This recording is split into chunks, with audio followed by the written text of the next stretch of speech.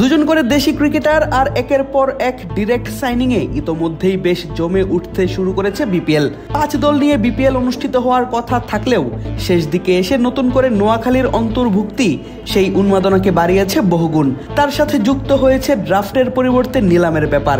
তবে এর মাঝেও আছে অনিশ্চয়তার কালো ছায়া। আদৌ ঠিকঠাকভাবে অনুষ্ঠিত হবে তো এবারের বিপিএল? শঙ্কার শুরুটা নিলামের তারিখ পেছানোর মধ্য দিয়ে। কয়েক ধাপ পিছিয়ে ঠিক করা হয়েছে আগামী 30 নভেম্বর রাজধানীর একটি 5 তারকা হোটেলে অনুষ্ঠিত হবে এবারের বিপিএল আসরের নিলাম। তবে এবার পেছাচ্ছে পুরো বিপিএল আসরের সময়সূচি। গত 26 নভেম্বর বিপিএল গভর্নিং কাউন্সিলের সদস্য ইফতেখার রহমান মিঠু এক সংবাদ সম্মেলনে জানিয়েছিলেন, আগামী 17 নভেম্বর ঢাকায় অনুষ্ঠিত হতে যাচ্ছে এবারের বিপিএল এর উদ্বোধনী অনুষ্ঠান, যেখানে পারফর্ম করবেন দেশীয় সব তারকারা। তারপর 19 ডিসেম্বর সিলেট পর্ব দিয়ে শুরু হবে মূল আসর। তবে এবার গণমাধ্যমের খবর আবারও পেছাচ্ছে বিপিএল শুরুর সময়। কেউ বলছে অন্তত 1 সপ্তাহ, কারো দাবি 2 থেকে 3 সপ্তাহ।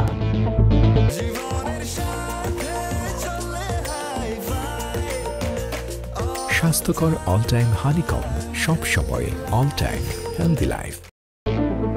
আর বিপিএল পেছানোর যুক্তি হিসেবে সামনে আনা হচ্ছে অদ্ভুত সব যুক্তি। বিপিএল এর গভর্নিং কাউন্সিলের সদস্য সাখাওয়াত হোসেন কথা বলেন দেশের জাতীয় দৈনিক প্রথম আলোর সঙ্গে। সেখানেই তিনি বলেন, দলগুলোকে ব্যাট প্যাড কেনার সুবিধা করে দিতেই নাকি পেছানো হচ্ছে এবারের আসর। তিনি জানান, ব্যাট প্যাড সহ ক্রিকেটের অনেক সরঞ্জাম কেনারও ব্যাপার থাকে। এসবের জন্য ফ্র্যাঞ্চাইজিগুলো যেন পর্যাপ্ত সময় পায়, সেজন্য আমরা 1 সপ্তাহ বাড়তি সময় দিতে চেয়েছি। একই সুর সদস্য সচিব ইফতেখার মিঠুর কণ্ঠেও। অনলাইন ভিত্তিক গণমাধ্যম বিডি নিউজ 24-কে দেয়া সাক্ষাৎকারে মিঠু জানান, আমরা সর্বোচ্চ সময় দেওয়ার চেষ্টা করছি। এটা বড় পর্যায়ের টুর্নামেন্ট। 30 নভেম্বর দল তৈরি হওয়ার পর 2 সপ্তাহের মধ্যে খেলা শুরু করা, জার্সি, প্যাড, ব্যাট, হেলমেট সবকিছু প্রস্তুত ব্যবস্থা করতে সময় লাগে। এটাও কম সময়। খেলোয়াড়দের পোশাকের মাপ ছাড়া কিছু কাজ এগিয়ে নিতেও সময় দরকার। তাই 3 সপ্তাহ পিছিয়ে দেওয়ার কথা চলছে। তবে বিপিএল শুরুর সময় পেছালেও নিলামের সময় থাকবে অপরিবর্তিত, এমনটাও আশ্বস্ত করেছেন এই বোর্ড পরিচালক। সূত্র বলছে, ঢাকায় 24 ডিসেম্বর উদ্বোধনী অনুষ্ঠানের পর 26 ডিসেম্বর সিলেট পর্ব দিয়ে শুরু হবে খেলা। এরপর চট্টগ্রাম পর্বের ম্যাচ আর বাকি খেলা এবং ফাইনাল অনুষ্ঠিত হবে ঢাকায়। 30 নভেম্বরের নিলামকে কেন্দ্র করে ইতোমধ্যেই নিজেদের প্রস্তুতি সম্পন্ন করছে বাংলাদেশ ক্রিকেট বোর্ড।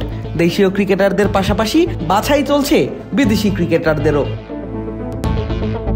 বিপিএল এর এবারের আসরে অংশ নিচ্ছে Rangpur Riders, Dhaka Capitals, Sylhet Titans, Chattogram Royals, Rajshahi Warriors এবং নোয়াখালী এক্সপ্রেস। নিলামের আগে প্রতিটি দল 2 জন করে দেশি এবং বিদেশি ক্রিকেটার সরাসরি চুক্তি করার সুযোগ পেয়েছে।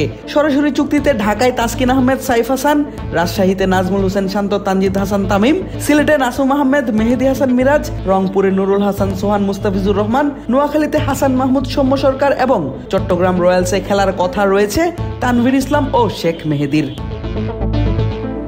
আদিব আশরাফ, ক্রিক ফ্রেন্জি।